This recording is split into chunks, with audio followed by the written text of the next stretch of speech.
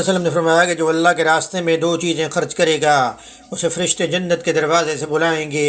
اے اللہ کے بندے یہ دروازہ اچھا ہے۔ پھر جو شخص نمازی ہوگا اسے نماز کے دروازے سے بلایا جائے گا، جو مجاہد ہوگا اسے جہاد کے دروازے سے بلایا جائے گا، جو روزہ دار ہوگا اسے باب الریان سے بلایا جائے گا، اور جو زکوٰۃ ادا کرنے والا ہوگا اسے زکوٰۃ کے دروازے سے بلایا جائے گا۔ اس پر ابو بکر صدیق رضی اللہ عنہ نے پوچھا، میرے ماں باپ آپ صلی اللہ علیہ وسلم پر فدا ہوں یا رسول اللہ صلی اللہ علیہ وسلم، جو لوگ ان دروازوں میں سے کسی ایک دروازے سے بلائے جائیں گے مجھے ان سے بحث نہیں، آپ یہ فرمائیں کہ کیا کوئی ایسا بھی ہوگا جسے ان سب دروازوں سے بلایا جائے گا؟ آپ صلی اللہ علیہ وسلم نے فرمایا کہ ہاں، اور مجھے امید ہے کہ آپ بھی انہی میں سے ہوں گے۔ ایک اور حدیث میں آیا کہ جب رمضان آتا ہے تو جنت کے دروازے کھول دیے جاتے ہیں۔ ایک اور حدیث میں آیا نبی اکرم صلی اللہ علیہ وسلم نے فرمایا کہ جب رمضان کا مہینہ آتا ہے تو آسمان کے تمام دروازے کھول دیے جاتے ہیں، جہنم کے دروازے بند کر دیے جاتے ہیں، اور شیاطین کو